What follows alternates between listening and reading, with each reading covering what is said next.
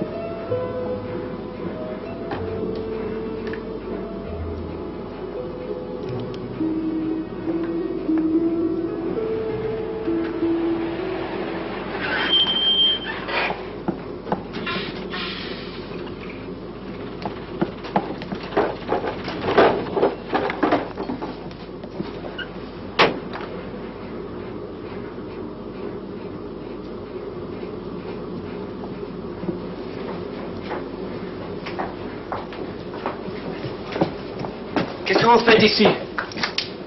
Fanny. Eh bien, si je m'attendais à te voir. Bonsoir, comment ça va?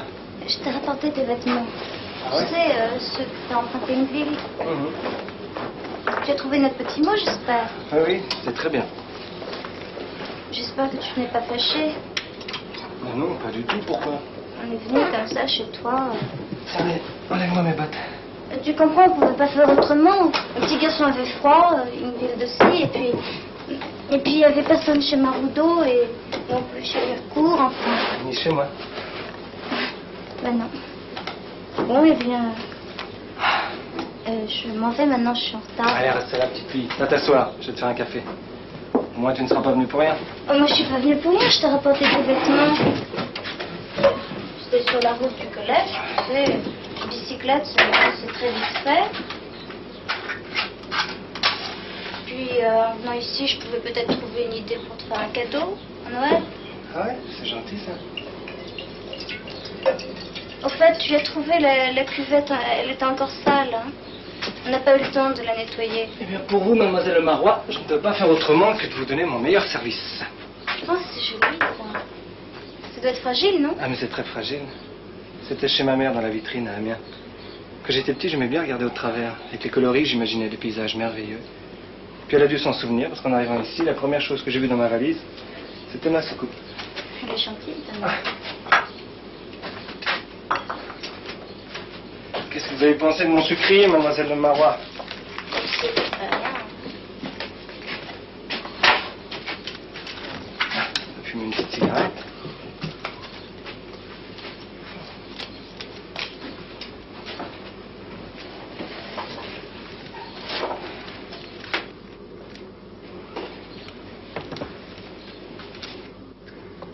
Ah, bah, dis donc, quelle correspondance.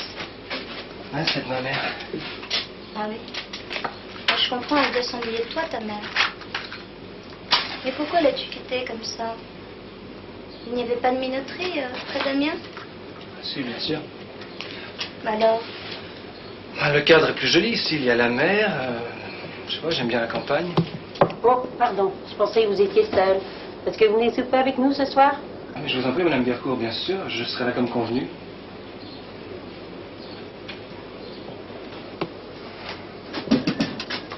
Heureusement qu'elle n'est pas très bavarde, sinon tout le pays irait dire, comme c'est Yann Offlin, j'ai une petite amie. Mais tu nous vois. Alors, il n'y a jamais personne qui vienne voir ici? Non, personne.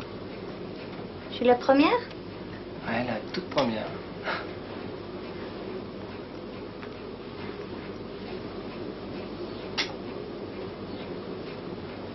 Et voici qu'au loin, les toits des métairies fument. Et que du haut des montagnes, l'ombre tombe de sa longe. C'est un beau souvenir, n'est-ce pas? Ah oui. Oui, c'est un bon souvenir. Mais dis, tu repars chez ta mère pour Noël? Impossible. M. Maroudot a besoin de moi. Tu parles en période de fête. C'est pas le travail qui manque.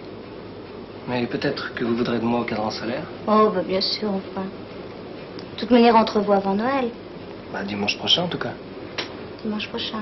Comment, Guillaume ne t'a rien dit? Bah non. On approchait de faire une balade sur la colline. Ah bon? Ouais. Ah, c'est bien ça. Mais comme ça, on pourra aller chercher un sapin de Noël. On y va un peu pour ça aussi. Ah bon? Ah, c'est très bien.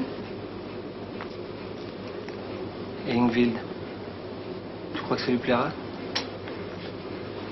Je pense, oui. Bon, moi, il faut que je m'en aille maintenant, je vais être en retard. Allons, petite fille, reste là. Tu n'as pas encore bu ton café. Tu n'appelles jamais une ville petite fille. Et pourquoi toujours faut-il que les jeunes filles soient jalouses les unes des autres? Je suis pas jalouse. Bon, je suis... tais-toi. Écoute ce que je vais te dire. Je voudrais que tu me promettes quelque chose.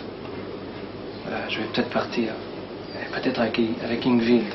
Avec une ville? Oui, écoute-moi. Je voudrais que tu me promettes que tu ne penses jamais que je le fasse par plaisir, tu entends? Le reste, ça me regarde. Promis? C'est promis? Ouais, très bien.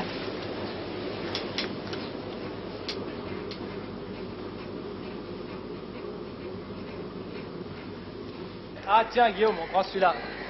Ça te va? Non, il est affreux. Ouais, non mais je blague. Ah bah alors, on verra bien, regarde. Bel arbre de Noël. Tu vois pas, il est trop grand, il rentrera jamais au cadran. Tu sais que les gens qui sont nés à l'époque de Noël ont un horoscope merveilleux. Ils leur portent bonheur dans toute leur vie. Ah, mais moi je suis née près du cercle polaire, mais je n'ai pas d'horoscope. Mais c'est pas possible, tout le monde a un horoscope. Non, je n'ai pas d'horoscope. Non, c'est vrai. Enfin, c'est pas qu'elle a pas d'horoscope, c'est que toutes les personnes nées à l'intérieur du cercle polaire ont le même horoscope. Tiens, regarde, non, mais c'est très simple. Tu as la Terre comme ça, hein, avec l'axe autour duquel elle tourne. Le cercle polaire est là. Toutes les personnes nées à l'intérieur du cercle polaire sont très près de l'axe, donc elles ont presque tout le temps le même ciel astral. Autrement dit, elles ont un horoscope presque permanent. Eh ben alors, Mais tu viens, on en a trouvé un. ça vous intéresse pas?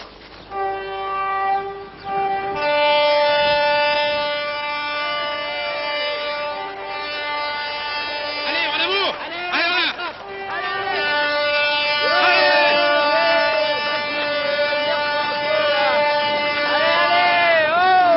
Ah ben voilà, Ah non, là pas. tu payes l'apéro. Eh ben, c'est savoir par une tortue pareille. Il est complètement déglingué, mais il est toujours à l'heure. C'est bien. Wow, Far West.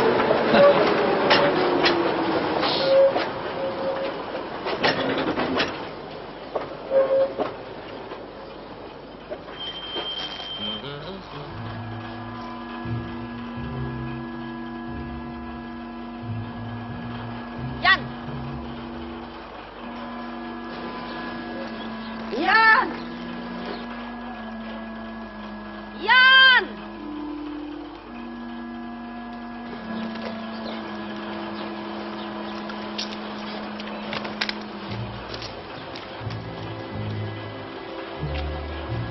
ça ne peut pas durer comme ça. Je Il faut sais. que je te voie, il faut que je te parle. Mais pas maintenant, je t'en prie. Ce soir. Si tu veux, mais c'est absolument urgent. Ça ne te dérange pas ce soir, tu viens à la minoterie. D'accord. Voilà. Bon, je te Je laisse, t'en prie. excuse-moi. Oui, mais pas maintenant. Hein.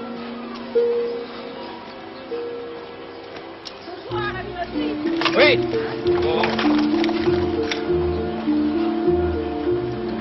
Je peux y aller? Allez.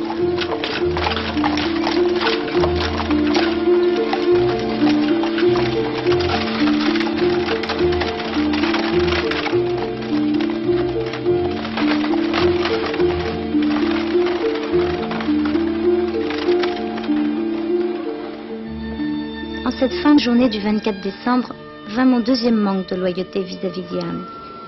Voyons. Incroyable. Enfin, maman. Mais si, regarde, c'est sale, il n'y a pas d'eau, il n'y a pas de chaleur. Tu exagères toujours. Regarde, tu étais si bien chez toi. Mais je suis très bien ici. Là, je vois pas comment.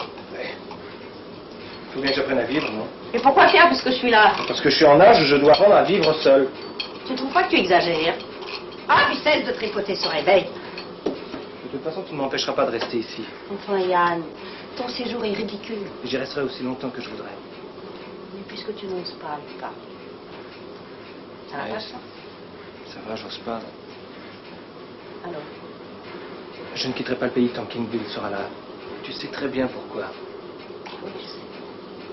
Bien sûr, je sais. C'est vraiment pas la peine de me le rappeler. Enfin, maman, Je voyons. n'ai pas peur, Yann, je ne vais pas pleurer. J'étais sûr que tu serais là. Allez, viens. Viens, c'est pas bien. Viens. Yann, il y a longtemps que je vais te le dire, mais Qu'est-ce que tu veux dire? j'hésitais. Tes parents sont morts, tous les deux, en 40, pendant l'Exode. Et puis je t'ai recueilli. Viens, mon petit Yann. Maintenant que tu sais la vérité, tu vas rentrer chez toi, n'est-ce pas? Non. Ici, tu vas rentrer, mon petit Yann. Tu me manques tellement. Si tu savais comme tu me manques. Reviens, mon petit Yann. Non. Reviens. Non. Reviens, mon petit Yann. Reviens. Non. Je t'en supplie. Non. Je t'en supplie. Allez, viens. Viens, Fanny. Mais tu te rends compte, c'est pas sa mère. Non. S'il reste ici, c'est pour Ingvild Allez, seulement. viens, Fanny, viens. Mais il se passe toujours quelque chose, mais quoi enfin? Ben, nous sommes assez tôt. Tiens, les Guélènes. Celle de Faubenberg, on va te Viens, allez, on va être en retard. Viens.